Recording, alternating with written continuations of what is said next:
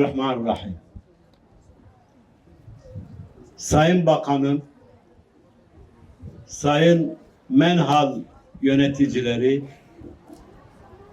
değerli Yardım Eli Derneğimizin yöneticileri, aramızda bulunan derneklerin başkanları ve yöneticileri, siz değerli anneler, sevgili bebekler, hepinizi selamların en güzeli olan Allah'ın selamıyla selamlıyorum. Allah'ın selamı, rahmeti, bereketi, mağfireti üzerinize ve üzerimize olsun inşallah diyorum.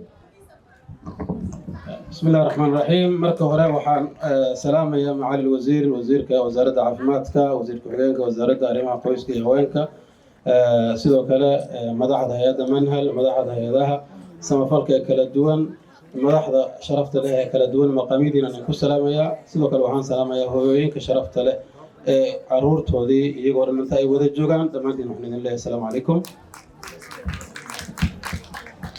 Bizler Avrupa Genel Koordinatörümüz ve Genel Müdürümüzle beraber özellikle Yardım Eli Derneği'nin hastanesinin mütevelli heyet toplantısına katılmak üzere geldik. Biz sizlere Türkiye'deki halkın ve Türkiye'deki annelerin selamını ve dualarını getirdik. Waxaan Turkiya ugu nimid inaan ka qayb qaadano kulankan qiimaha qaayaha badan iyo sidoo kale inaan ka qayb qaadano kulanka golaha sare ee isbitaalka uu yeeshay sanad walba. Bizler bu projeye özellikle mütevelli heyet toplantısında karar verdik ve bu kararımızın sebebi de ben kendim doktorum. Hekimlikte, doktorlukta, sağlıkta iki konu var. Birisi tedavi edici sağlık, birisi de koruyucu sağlık hizmetleridir. İşte koruyucu sağlık hizmetlerinden birisi de 100 bayanın doğumu üzerinde çalışma yapmaktı. Çünkü vereceğim rakam 2011 yılına aittir.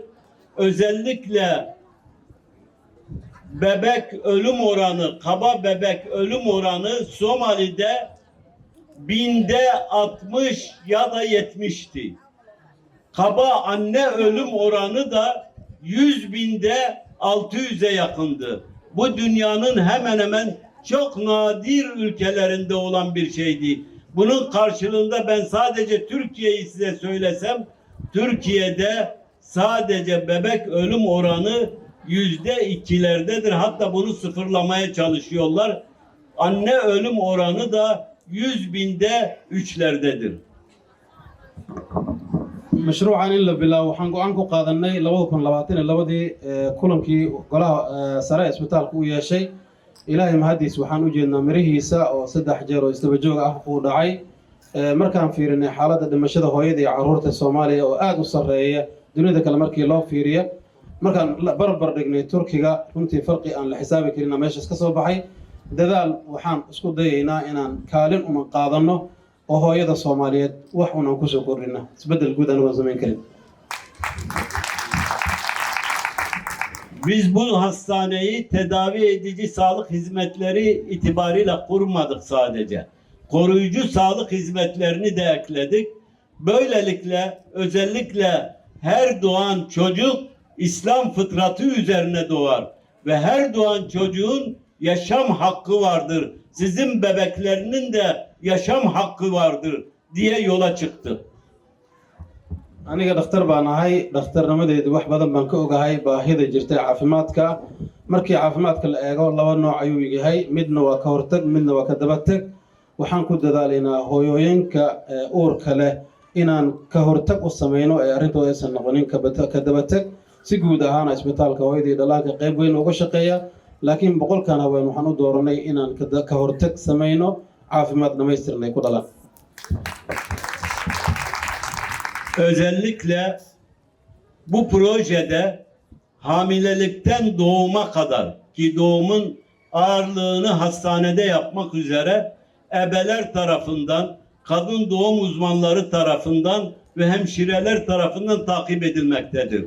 Ve bunda gerçekten de şükürler olsun, Allah'a hamd ediyoruz. Yardım Eli Derneği Hastanesi bu projede çok büyük bir başarı gösterdi. hawshan boqolka haween magac marka la yiraahdo waa fududahay laakiin shaqo marka la yiraahdo hawl aad u xoog badan ayaa runtii ku hoos jirta maamulka iyo isbitaalka Yardimeli dadaal xoogan ay hawshaasi ku bixiyaan dadaalkaasina runtii qiimo fara badan ka soo baxay oo ina wada muuqdo. Ben 2011'de Somali'ye ilk geldiğimde gördüğüm insanlık dramı gerçekten çok acı bir dramdı. Ama elhamdülillah şu anda da Somali'yi çok gelişmiş, çok ileriye gitmiş bir durumda gördüm. Şükürler olsun. Rabbim daha da güzel günleri sizlere ve İslam ümmetine nasip etsin. Soomaaliya waxaan imid 2011kii xaaladda Soomaaliya ay ku sugnayd xilligaasna in badan baan ka xasuustaa hadda xaalad Soomaaliya ku sugan tahayna wax badan baan ka arkay isbedel aad u xoogan boqolkiiba boqol ah ayaa ii muuqdo isbedel intaa ka sii xoogan insha Allah taala waan rajaynaynaa ilaa idinkiis